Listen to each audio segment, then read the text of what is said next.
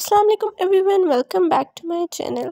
क्या आप लोगों के बाल इस तरह के दिखते हैं और आप लोग इसका इल्ज़ाम हेयर डैमेजिंग हैबिट्स पे डाल देते हैं, जैसे हेयर स्ट्रेटनिंग, ब्लो ड्राइंग या डाइंग योर हेयर? तो that is completely not it.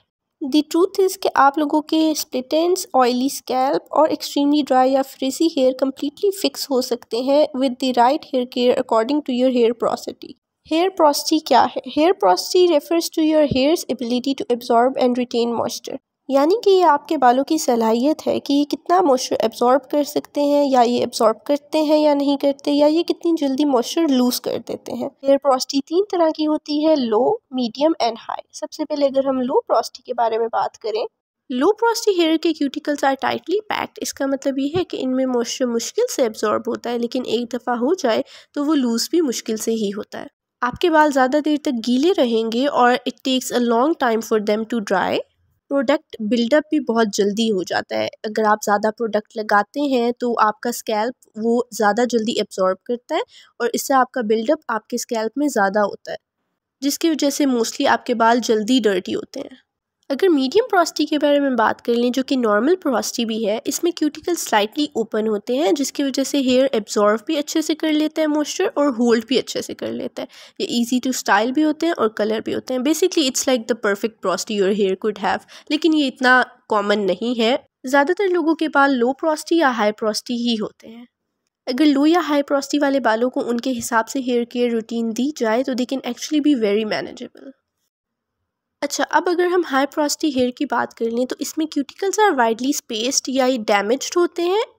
इनमें मॉइस्चर जल्दी एब्जॉर्ब तो हो जाता है, but it loses fast as well. Frizz, dryness और टेंगल्स इन बालों में कॉमन है। ये बाल गीले भी जल्दी हो जाते हैं और सूखते भी जल्दी हैं, क्योंकि इसमें मॉइस्चर क्विकली एब्जॉर्ब होता है और लूज भी जल्दी होता है। अगर आपके बाल भी जल्दी ड्राई हो जाते हैं, इट्स मोस्ट प्रोबेबली कि आपके बाल हाई पोरोसिटी हैं। उसको कंफर्म करने के लिए मैं आगे एक टेस्ट बताने लगी हूँ, वो आप लोगों ने लाजमी करना है। तो आप लोगों को कैसे पता चलेगा कि आपकी हेयर पोरोसिटी क्या है?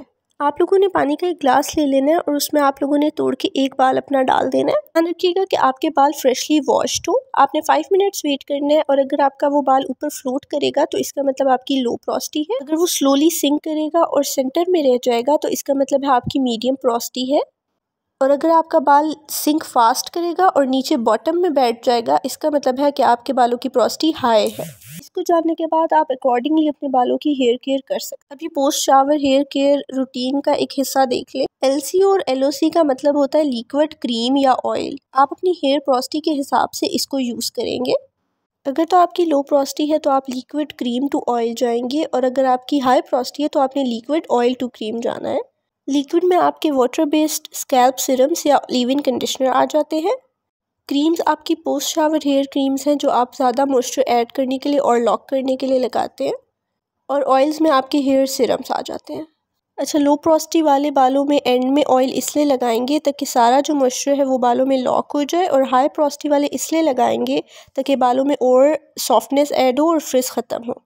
हेयर ऑयलिंग भी हेयर केयर रूटीन का एक एसेंशियल पार्ट है, जो कि आपको एटलीस्ट ट्वाइस अ वीक करना चाहिए, लेकिन ये भी आप अपनी पोरोसिटी के हिसाब से ही करेंगे तो आपको फ़ायदा होगा। आपने लो पोरोसिटी हेयर के लिए कभी भी डेंस ऑयल यूज़ नहीं करने, बल्कि लाइट वेटेड ऑयल यूज़ करने हैं, जैसे आर्गन ऑयल, आंवला ऑयल, जोजोबा ऑयल या grape seed oil. Coconut oil is not advised. अगर कोल्ड प्रेस है तो वो आप ले सकते हैं, लेकिन हाई पोरोसिटी के लिए आप कोकोनट ऑयल, ऑलिव ऑयल और कैस्टर ऑयल यूज़ कर सकते हैं, ताकि वो आपका मॉइस्चर रिटेन कर सके। अच्छा, और अगर बात कर लें मीडियम पोरोसिटी के लिए, इसमें आप shea butter, coconut oil, Honey, avocado oil, jojoba oil, ये सारे ऑयल्स यूज़ कर सकते हैं। It is beneficial. अच्छा जी, आई होप यहाँ तक तो it was super easy, her cheese step by step बताई है, लेकिन डूज़ एंड डोंट्स के बारे में भी एक चार्ट देख लेते हैं, जिससे आपको आइडिया हो जाएगा कि आपने अपनी पोरोसिटी के हिसाब से कौन सी चीज़ करनी है और कौन सी अवॉइड करनी है। लो पोरोसिटी हेयर के डूज़ में आ जाता है कि आप इसके लिए एक हुडेड स्ट्रीमर में इन्वेस्ट कर सकते हैं। आपके बालों को हीट चाहिए होती है क्यूटिकल ओपन करने के लिए। क्यूटिकल ओपनिंग के बाद आप उस पर लीव इन कंडीशनर या अपने सिरम्स वगैरह लगा सकते हैं। इससे ये होता है कि मॉइस्चर जो है वो एब्जॉर्ब हो जाता है। फिर क्लेरिफाइंग शैम्पू हफ्ते में एक दफ़ा इस्तेमाल करना है। इससे ये होता है कि आपके बालों में प्रोडक्ट बिल्डअप नहीं होता और आपके बाल क्लीन रहते हैं। डॉट्स में मैंने आपको बताया था कि हैवी ऑयल्स यूज़ नहीं करने और बटर्स वगैरह यूज़ नहीं करने। यहाँ लिखा हुआ है कि डॉट्स में लीव इन कंडीशनर भी यूज़ नहीं करने, but you can use it after you have applied a little bit of heat to your hair. High porosity के डूज में आ जाता है कि आपने लीव इन कंडीशनर्स यूज़ करने हैं और प्रोटीन ट्रीटमेंट लाजमी देना है क्योंकि बाल फ्रीजी और ड्राई हो सकते हैं। हफ्ते में आप एक दफ़ा DIY प्रोटीन मास्क भी अपने बालों पे लाजमी लगाएं। आपने LCO मेथड भी ज़रूर करना है जिसको मैंने पीछे बताया है। आपने हीट स्टाइलिंग बिल्कुल भी नहीं करनी हाई प्रोस्टी हेयर को, वो ऑलरेडी बहुत ज़्यादा डैमेज्ड हेयर होते हैं। हॉट वाटर से भी ओवर वॉश नहीं करेंगे बालों को। इनको डेली वॉश करने की ज़रूरत नहीं होती बिकॉज आपके बाल ड्राई आउट हो जाते हैं।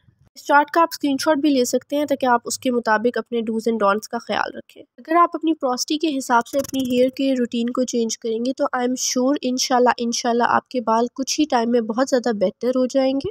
ये कोई इतना मुश्किल काम नहीं है, बस आप लोगों ने कंसिस्टेंट रहना है और अपनी प्री शावर और पोस्ट शावर रूटीन का ख्याल रखना है।